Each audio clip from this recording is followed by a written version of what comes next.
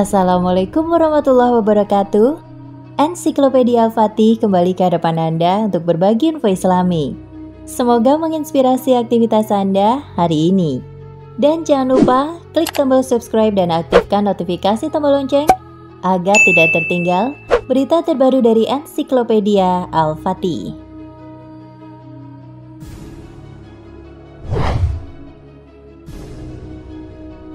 Permusuhan Yahudi terhadap kaum muslimin telah lama muncul, yaitu sejak awal diutusnya Rasulullah Shallallahu Alaihi Wasallam.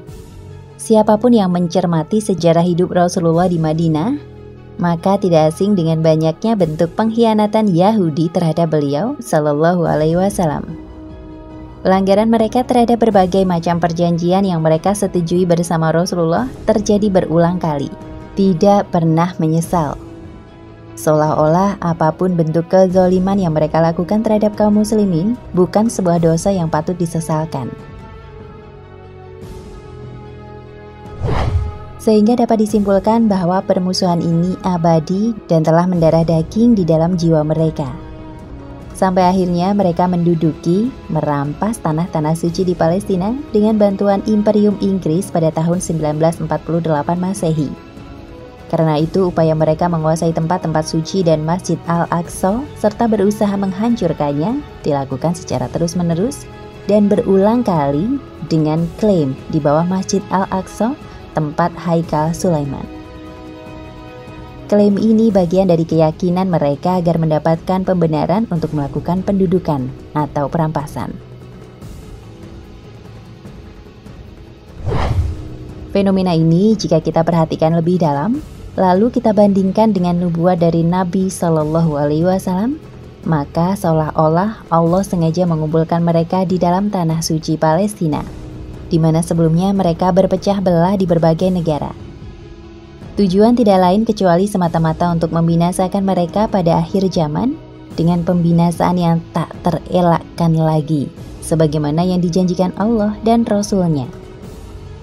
Seseorang mungkin bertanya, bagaimana mereka bisa menemui kebinasaan, sedang mereka sudah mendirikan negara Israel Raya dan memiliki persenjataan mematikan yang bisa melindungi mereka dari perlawanan dan serangan kaum muslimin yang tak diharapkan?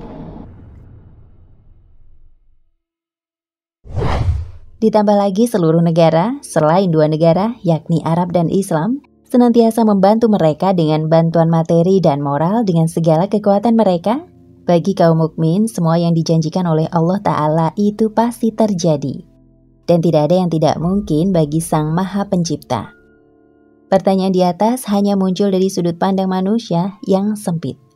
Kita tidak pernah menjangkau kekuasaan ilmu Allah. Yang kita ketahui hanyalah apa yang telah Allah beritahukan kepada kita di dalam kitabnya. Bahwa kita akan mampu membinasakan mereka pada akhir zaman. Allah Ta'ala berfirman, "Dan apabila datang saat hukuman bagi kejahatan yang kedua, kami datangkan orang-orang lain untuk menyuramkan muka-muka kamu, dan mereka masuk ke dalam masjid, sebagaimana musuh-musuhmu memasukinya pada kali pertama, dan untuk membinasakan sehabis-habisnya apa saja yang mereka kuasai." Quran Surat Al-Isra ayat 7.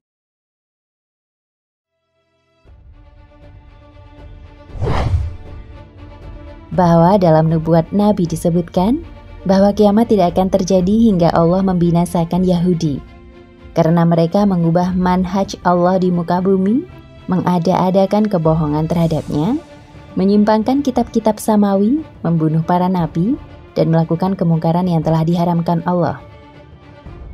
Allah berfirman, "Telah dilaknati orang-orang kafir dari Bani Israel dengan lisan Daud dan Isa putra Maryam. Yang demikian itu disebabkan mereka durhaka dan selalu melampaui batas. Mereka satu sama lain selalu tidak melarang tindakan mungkar yang mereka perbuat. Sesungguhnya amat buruklah apa yang selalu mereka perbuat itu." Quran Surat Al-Maidah ayat 78 hingga 79.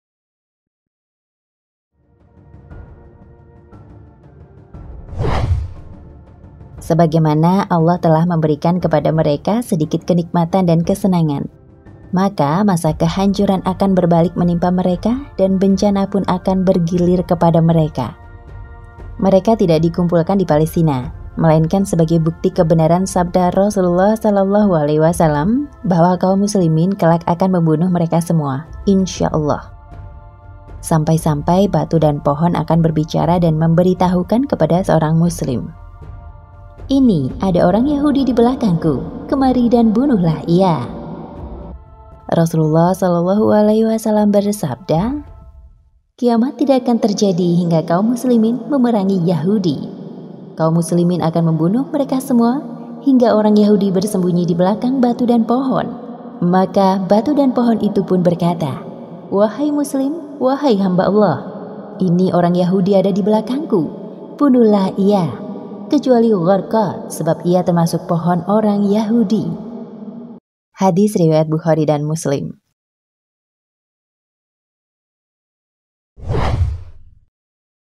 Ibnu Umar radhiyallahu anhu meriwayatkan bahwa Rasulullah Shallallahu Alaihi Wasallam bersabda, "Kalian akan diperangi oleh Yahudi, lalu kalian akan diberi kemenangan atas mereka, sampai-sampai batu akan berbicara, 'Hai muslim, ini orang Yahudi di belakangku, bunuhlah ia.'" Hadis riwayat Bukhari Muslim. Dari dua hadis ini dapat kita ketahui bahwa peperangan melawan Yahudi pasti terjadi karena adanya pengabaran dari Rasulullah tentang peristiwa ini. Selain ini, berkumpulnya mereka Yahudi di Palestina tak lain merupakan bukti kuat benarnya berita ini. Sungguh apa yang mereka lakukan saat ini memenuhi dada-dada kaum mukminin dengan kemarahan dan kebencian. Namun maha benarlah Allah bahwa kaum muslimin akan berhasil masuk kembali ke Masjid Al-Aqsa dan membebaskannya dari cengkraman tangan-tangan Yahudi. Tentunya kemenangan itu tidak datang begitu saja, layaknya ketika Allah mengirimkan burung ababil untuk menghancurkan pasukan Abraha. Sebab sunatullah yang berlaku bagi umat Nabi Muhammad SAW adalah kemenangan itu datang melalui jalan perjuangan atau jihad. Sebagaimana firman-Nya dalam surat Muhammad ayat 7. "Jika kamu menolong agama Allah, niscaya Dia akan menolongmu." Karena itu, untuk mengharap pertolongan yang dijanjikannya itu, ada tuntutan yang harus dipenuhi oleh setiap kaum muslimin. Iya, tuntutan untuk berjuang secara totalitas dalam segala hal yang mampu kita lakukan. Rasulullah Shallallahu Alaihi Wasallam telah mengabarkan kabar gembira akan hal itu dalam sabdanya, "Wahai Ibnu Hawalah, jika engkau melihat kekhilafan telah turun di bumi Al-Maqdis, Baitul Maqdis Palestina, maka itu pertanda telah dekatnya berbagai goncangan, kegundah gulanan, dan peristiwa-peristiwa besar. Bagi umat manusia, kiamat lebih dekat kepada mereka daripada dekatnya telapak tanganku kepada kepalamu ini." Hadis riwayat Abu Daud. Pembebasan Palestina dari cengkraman bangsa Yahudi dan tegaknya kembali khilafah Islamiyah di bumi para nabi itu akan dicapai melalui perjuangan senjata, bukan melalui jalan pemilu berdasar sistem demokrasi, diplomasi di PBB, perundingan damai, atau jalan-jalan lunak lainnya. Hal ini wajar karena bangsa Yahudi menjajah bumi Palestina melalui kekuatan militer dengan membonceng tentara Inggris dan Prancis dalam Perang Dunia Pertama. Bangsa Yahudi juga mempertahankan penjajahannya sampai hari ini melalui teror-teror militer yang semakin hari semakin menjadi.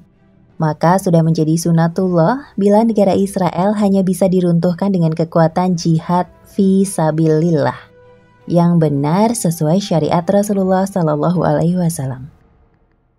Dalam kancah jihad fi sabilillah di bumi Palestina inilah, akhirnya kaum muslimin mampu menghapus kaum Yahudi dari bumi Isra. Kaum muslimin Palestina akan bahu-membahu dengan kaum muslimin di negeri-negeri sekitarnya dalam menunaikan misi suci ini. Nah, pemirsa Ensiklopedia Al-Fatih, sampai di sini perjumpaan kita kali ini. Semoga menginspirasi.